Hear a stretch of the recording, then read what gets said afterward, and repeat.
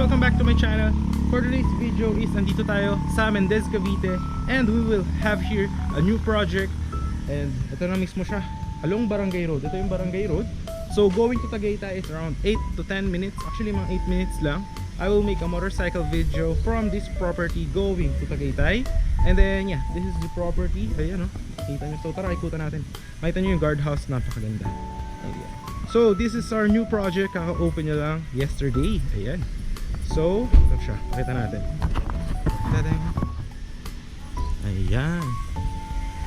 So actually ngayon guys, it's napakalamig dito. That's no joke. Makita nyo yung ulap eh. So this is the normal weather here at Mendez, Cavite, near to Tagaytay. Ayan. And ang property natin na to is included na yung title transfer sa may price niya. Ang minimum cut po natin is 150 square meter. Tingnan nyo naman sa entrance kung gaano kalaki itong mga pine tree na to. Ayan. So parang nasa Baguio Fields, but affordable one. Ayan. So malamig ngayon guys, medyo mahangin lang. I'm not sure if maririnig tayo. Ito yung guardhouse. Ayan. So ito yung maging guardhouse. Ayan yung Barangay Road. Ayan. Alright. Okay. So accessible siya by a car or motorcycle. Ayan. So ito yung guardhouse. Ayan. Kita nyo naman. Napakaganda. And napakasariwa ng hangin dito guys. Promise. No? So ito yung ating magiging roundabout from the entrance. Ayan. Ayan yung guardhouse. No? Kita nyo? Alright. So tayo is nag-motorcycle here. Ayan. Tayo is nag-motor. So kakabit ko mamaya tong camera dito sa helmet. And then we will be traveling from this property going to Tagaytay para makita nyo kung gaano siyang kalapit. And ang lapit niya lang sa may municipal hall, sa bayan, palengke, school, hospital. And if you want to go on Shopee, Lazada, is abot po to, Foodpanda and Grab. Ayan. So eto yung mga available lots natin. Ayan. May mga available lots po tayo here. May mga corner lot, may mga inner lot. Yan. So included na yung sa price yung title transfer. So free transfer title na siya sa future. So ito siya guys. Ayan. May mga available po dyan. And then yung mga kalsada natin is may available din po dyan. Ayan. So ito siya. Makita nyo yung mga kalsada. So malawak siya. Tapos meron pa yung gagawin na pathway dyan. And there will be lines for drainage. Ayan. So hindi, ano pa lang to, as of now is pre-selling. Ayan. So ayun yung kabilang kalsada. So tatapusin din yan. And then there will be perimeter fences, diba? From the guardhouse, kakaroon ng perimeter fence for the security of the property. Ayan. So may mga available din pala tayo dyan. Ayan. If you want yung mga lot na nandun kayo sa may perimeter fence, is may available po tayo dyan. Alright? Actually maganda. Ngayon medyo maambon. Around 12 noon. 12 noon ngayon, pero tingnan nyo naman yung weather, diba? So malamig siya. And I assure you, because this property is around 490 meters above sea level.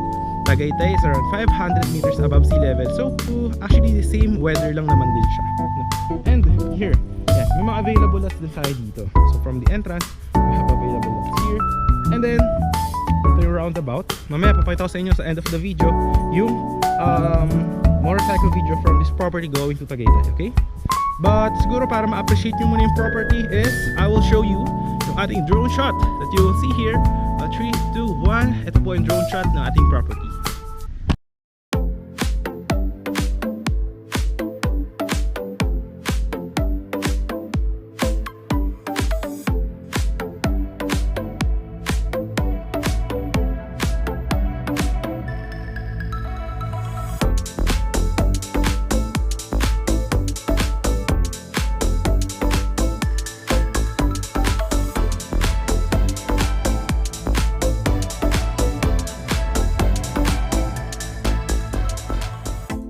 So nakita nyo naman yung drone shot guys, malaki to. So hindi pa siya tapos, pre-selling pa lang siya na project. So gagawan pa yan ng marami pang concrete roads and mga perimeter fences, drainages. So yeah. And then upon full development is any house design upon full construction. Ayan. Tapos pwede kayo for contractor sa labas. If you have mga kilala nyong contractor, pwede po yan. So dito sa main road, meron na tayong available lots. So this one 8 meters naman. Tingnan nyo yung kalsada ha. 1, 2, 3, 4 meters, 5, 6, 7, 8 meters with this one. And then may pathway pa yan. Gagawin pa yan ng 1 meter sidewalk. So up to here. Then may drainage din yan. Alright? So may mga available lots din tayo dito, no? So yan, may mga 250 square meter, 150 may mga 300. Yan. Tapos sa future, pag matapos yung development ng ating project, there will be also lines for water and electricity, and there will be amenities like multipurpose hall, yan, playground, ganyan po. So, and dito pala guys, may LTE signal, no? Meron din siya sa future, marami na nakatira dito. Meron din dito mga fiber for internet, wifi, no? So, wala kayong magiging worry. And ayun yung sinasabi ko sa inyo, LTE signal, andun po yung tower. So, malakas yung signal dito. If you will be having a vacation sa future, then you'll just put up your phone, just load up to 5G, 4G, LTE. So, approve na approve yung data speeds. Ayan. And here, and guys, kita nyo, ayan, ide-develop pa yan. Meron pa actually mga available lots dyan sa likod. Ayan. So dito, may mga available dito guys na mga 150 and 250 square meter. So ang maganda dito kasi, 'di ba, free transfer of title na siya. And at the same time guys is, alam mo yun, meron kang security. Then may perimeter fence pa yun sa dulo. Para one way in, one way out lang yung ating property. Ayan. So kita nyo dito may mga available din. Ayan dito. Alright. Tapos sa future is magkakaroon din tayo dito ng house and lot package. So meaning you will be affording the lot, then you will have option then for house and lot, and then at the same time is may free transfer of title din siya included na sa price. Tapos ang maganda, if you will be buying yung package for the house and lot, is sila na bahala dun, no? Then you will just talk with them if you want to add some additional na, alam mo yun, personalization about the house. Ayan. So ito siya.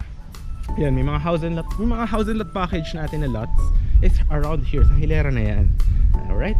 So paikot yan dyan, yung mga house and lot package. So wala pa tayong price dyan, so soon is i-announce natin yan. Alright? Tapos dito, yan, may mga available lots dyan, corner lot, inner lot, yan. So from the guardhouse, mamaya papakita ko sa inyo yung video from the this one going to Tagaytay, no? And from Municipal Hall going to this property. Ayan. So yung mga house and lot package din, actually maganda, no? Tingnan mo, isipin mo, you have, kasi minimum cut dito is 150 square meter. If you have 150 square meter, lot dimensions probably 10 by 15 meters. So if you're having a small house, then I mean, rest house mo siya. If you are from Manila, you want to alam mo yun, live in a property or a place na malamig yung weather, and then pwede mo pagawa any house design, swimming pool, parang rest house mo siya away from the city, and have here ng cold weather Tagaytay feels, but at an affordable price. Because if you will be going to Tagaytay, ang mga pricing po ng mga lots doon is around 13k, 15k per square meter, 18k, 20k depending sa location. Ayan. So ito yung mga sinasabi ko sa inyo na feature, magkakaroon ng mga house and lot package yan. So wala pa tayo dyan pricing. So dito may mga available tayong lots. Ayan. So may mga 150, 200 dyan. So maganda siya actually. Ito malapad din yung kalsada dito. Tingnan nyo ha. So kasha ang dalawang sasakyan, SUV, pickup. So kasha. Approve na approve. Ayan. So ikutan pa natin. Ito yung sa house and lot package, diba? Ayan. So dito sa dulo, ayan, nakikita nyo dyan, gagawin pa dyan ng perimeter fences. Ito, yan yung sinasabi ko sa inyo na pathway. Diba napakaganda? Isipin. And then sa future, kasi pre-selling pa lang to, syempre pag nagtayuan na ng mga houses yung mga other owners here, syempre tataas din yung price appreciation ng property. So it's actually a win-win situation. And itong weather dito is cool vibes, lalo pag dumaan kayo dito around morning, or you will be here at around 5 PM onwards. Approve na approve po yung weather here. So dito may available lots din if you want yung mga end lot. Yan. So may mga gustong end lot, gagawin pa yun actually dyan ng kalsada, paikot doon. So may mga available din tayo here. Ayan. But if you actually saw the drone shot, makikita mo naman na yung lawak ng property. So ganito pala yung sample na project natin. Katabi lang ng property, yung pagtapos na, yung may mga nakatira na. So pakita natin, ikutan natin bago tayo pumunta ng Tagaytay.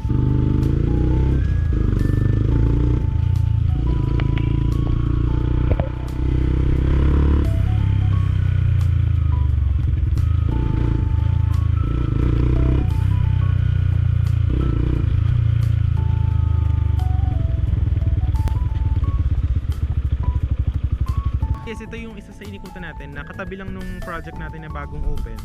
So ganito rin yung magiging itsura ng property after development. So yung sinasabi ko sa inyo, may mga concrete roads. Tapos yan, any house design, pwede rin na parang mini farm, ganyan. So depende po sa inyo. Tapos magkakaroon din yun ng mga lines sa kuryente, ganyan. Tapos yan, pwede rin ng mga malaking houses or what. So yan, mga ganyan. Pwede nyo rin bakudan, tapos lagay ng mga halaman. So depende na po yan sa inyo. So yan, actually dito katabi niya lang din tong yung project namin na yun na bagong bukas.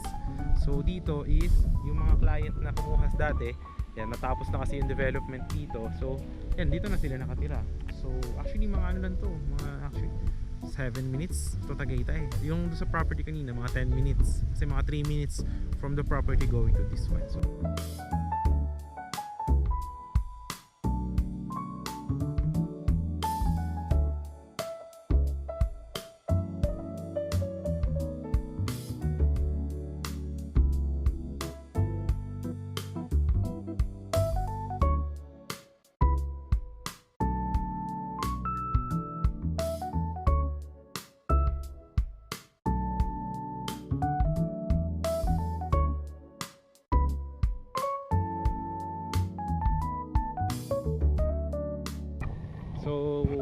that sums up. I think that will be our property tour for today, no? Yung maganda. Yung masasabi ko dito, if I have a budget, installment naman yan. So 0% interest naman. So if you will be putting your money on the bank, it's actually better to invest it, because if you'll be availing properties like this that will be developed in the future, diba? Imbes na sa bangko natutulog yung money mo, then you will invest it here. Ano, your 1M, 1.5M could be 2M in no time, no? Lalo na kung may mga gagawin, lalo na mga business near the area, like mga malls, ganyan. So that's a price appreciation for sure. Ayan. So that sums up our property tour for this one. So that's ano lang naman, yun lang naman, simple lang naman kasi yung property na to. So nothing fancy, walang mga clubhouse, just multi-purpose hall for the future, parks and playground. So that's it, no? Simple lang. Alright. Kaya ang monthly dues nyo sa future is just around 200 pesos for the maintenance, for the grass cutting, kapag natapos na yung project and ma-turn over na yung mga lots, no? And sa dulo nyan, gagawin pa yun ng perimeter fence. Ayan. So much maganda, no? Approved na approved. So, yan, lamig na guys. So ngayon is mag-video tayo na from this property going to Tagaytay. So please watch that. Siguro if fast forward ko na lang siya, but yeah, that's around 8 minutes by motorcycle or car. Yan. So that sums up. Ganda ng guardhouse, no? Talagang social. So yan, yung mga OFW natin dyan, message nyo na ako. Diyan naman yung Viber or WhatsApp ko. Thank you sa panonood. Hope you will be coming back for more videos or subscribe our channel para makahelp din sa akin yan. So yan, end ko na to and please watch our video. Bye bye. So tara, magmotor na muna tayo. Na-jacket na ako kasi malamig dito sa lugar. Grabe yung hampas ng hangin. Tanghali pa lang yan, wala pang gabi. So, pag gabi dito mas malamig, no? Ganda. May budget lang, maganda talaga bumili dito sa Tolia. Ganda pa ng itsura nitong project. Mura din. Actually mura yung pricing niya. Tsaka aesthetic yung guardhouse. Ang laki ng entrance. Galing. Prove. So, tara, let's go. Ay, punta ko na kayo sa Tagaytay. Let's go.